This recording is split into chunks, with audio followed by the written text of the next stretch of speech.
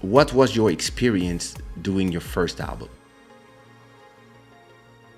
Um, it was surreal. I never actually thought I could accomplish so much. And for some, it may not feel like a lot, but I was able to meet so many other, artists, so much more talent, able to travel a lot, seeing in different things, experience different things. Obviously, there was good and bads as well. It's normal. Like Keisha was saying, for example, I feel like for a lot of times, I don't know if you are familiar with uh, I don't know if you ever heard of the imposter syndrome. Yeah, You so there, but you don't feel like you are yeah, worthy of yeah, being there. yeah. So a lot of times I'm like, I'm not good, or I'm not enough, or I'm not, like, why me, or I'm never going to be good enough, or and at the time when I released my album, like, so ages ago, um, I had Mayday. really low, yeah, Mayday. I had really low self-esteem as well. Like, I had really hard time believing that I could be, uh, you know, like a famous international artist, etc.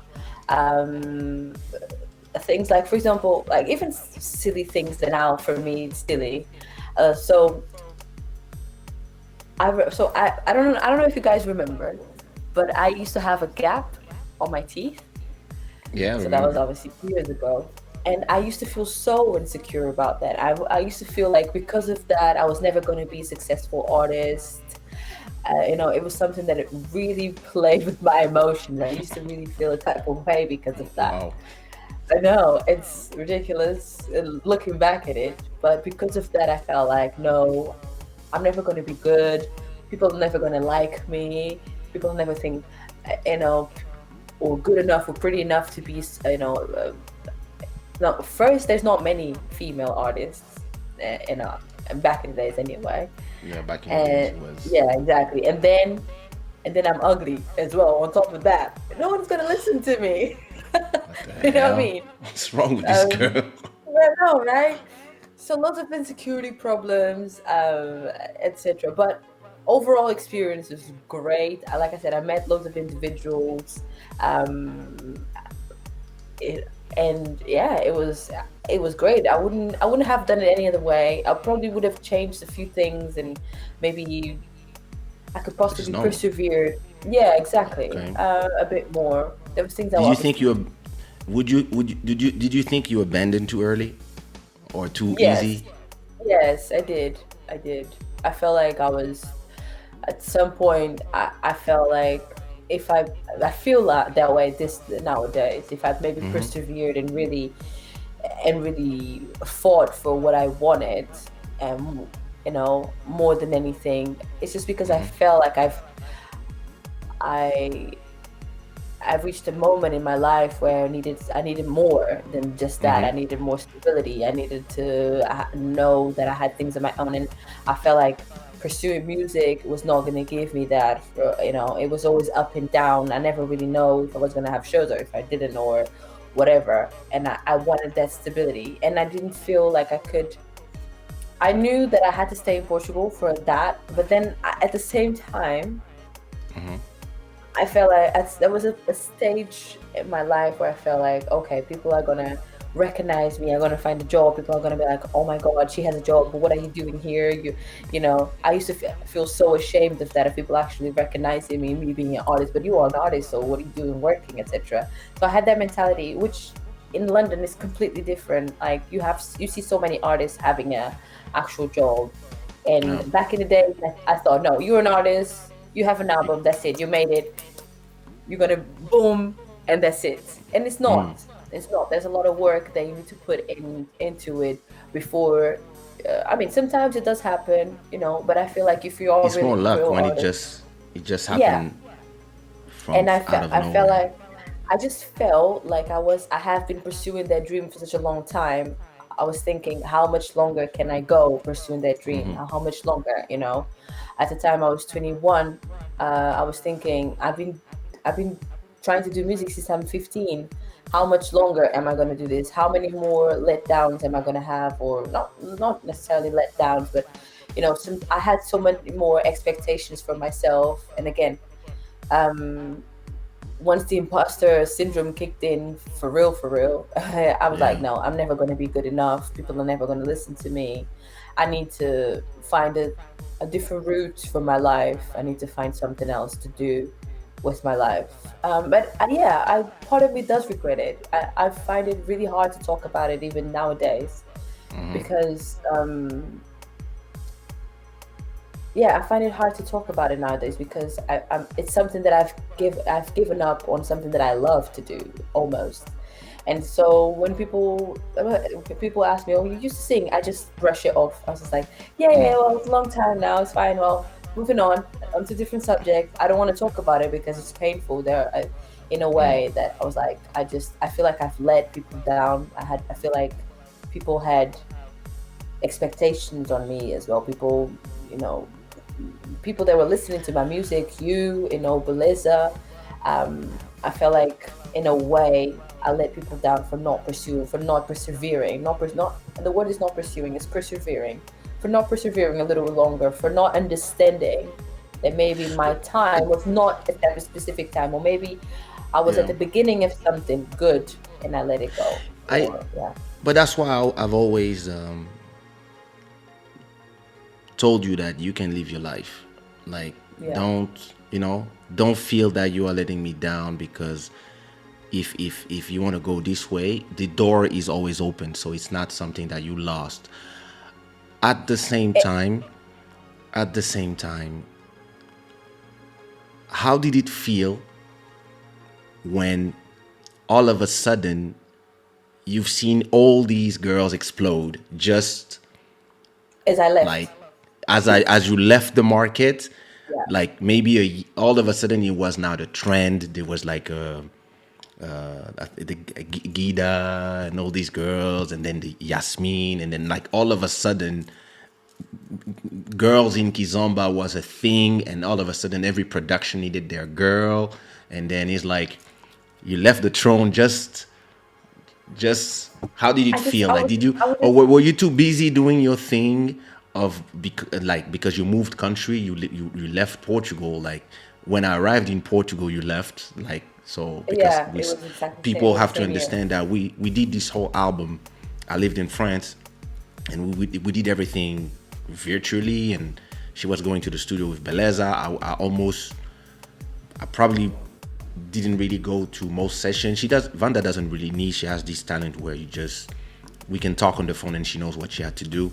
But it's the interesting part is that at a point, maybe a year after you left, around Yeah. 2000, I don't know, 12, 13, all of a Yes. sudden 13. women are It was in. exploding. It was and trending and to be and at a the same female time artist. the Mais Kizomba channel from Bruno becomes a thing. And all of a sudden there's a space for women. And it's like this door that, it's not that you could not go through the door. It was just first 10 steps, there's another 100 steps to do. And then you're like, I don't know if I can make it. Like, let me try something else in life. And all of a sudden, were you too busy just exploring your new life to realize what was going on in Portugal or in Kizomba in general? Or did you see it from the sidelines, like, oh shit, like when you invest in something, when like, and just the moment you invest is the moment where the price falls? And like, how did you It feel was about? it was disappointing. The first year here in London, it was obviously very overwhelming. I was trying to find my own self, just trying to start a new life. I didn't know anyone here. I had, you know, two or three cousins, and then I moved by myself. I was trying to find myself. I thought there was a lot of self doubt as well. I came here. Oh, just a thank you. There was a lot of self doubt. Like, why did I come? Did I make the right decision? Am I gonna still? But then at the same time, I was still doing shows for the first year, Yeah. a little bit. Yeah. I was True. still, yeah, I was still doing shows. Not as much, but I was still doing shows. I went to Sao Tome whilst here. I went Yeah. I to the remember. States for the first time, also whilst here. So I done a little bit. So the first year was just overwhelming for me to even realize what was going on. But then I wasn't doing any music or anything I like still. that. Mm-hmm. I wasn't doing any music. I wasn't doing anything.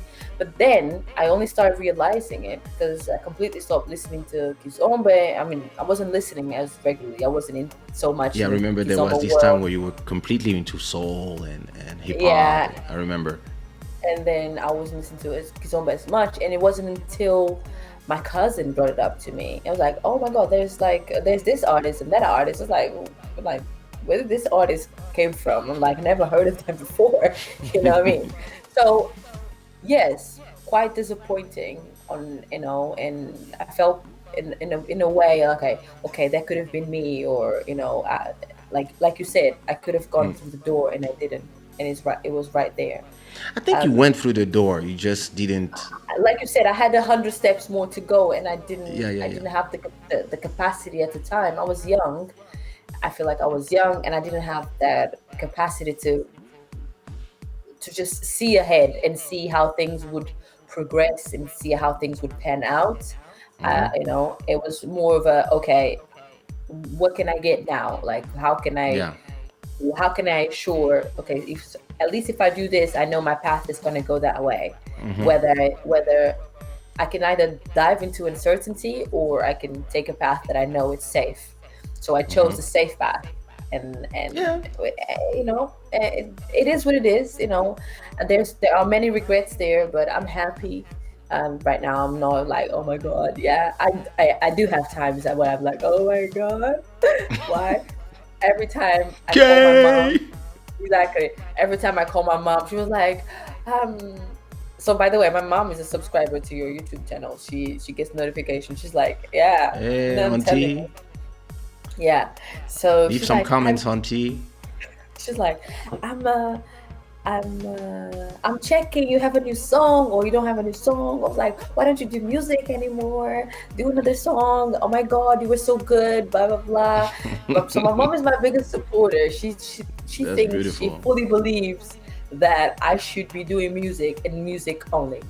Wow. She's literally onto my, like my SPA and everything. She's always like, okay, so today is when they pay the artists. So have you been paid yet? I was like, mom, That's mom, beautiful. no, right? She's really onto it. She's like, I know it's this date. I'm like, mom, it's like, check your account, or call them or email them or something. So she's really onto my career more than I am sometimes. And so for me, I think my mom is the biggest, is the person probably who I disappointed the most, because she had really expectations about me. So and yeah, so that is quite disappointing. But then she understands that life must go on, and then obviously Yeah. pregnancy and kids and family, etc. Other things started to take over more and more and more, and then music just fell behind. But yeah, I mean, guys, don't think that I don't want to do music anymore. I mean, I love doing music. It's really close to my heart and dear to my heart, and I would love to, but I feel like, because now I have obviously a different career, it's hard for me to just keep track. Okay, I really want to do music. I say to myself, I'm going to do 5 songs tomorrow, and then I'm going to record them, then I'm going to send them to Kay, and then my son starts crying. And then I'm like, oh, wait, okay. So the day after, I'm going to do 3 songs. And then there's always something, and then it just gets lost in space, because it's no longer my dynamic. It's no longer the life I live. It's not the first thing on the forefront of my mind. So it just gets lost with everything else.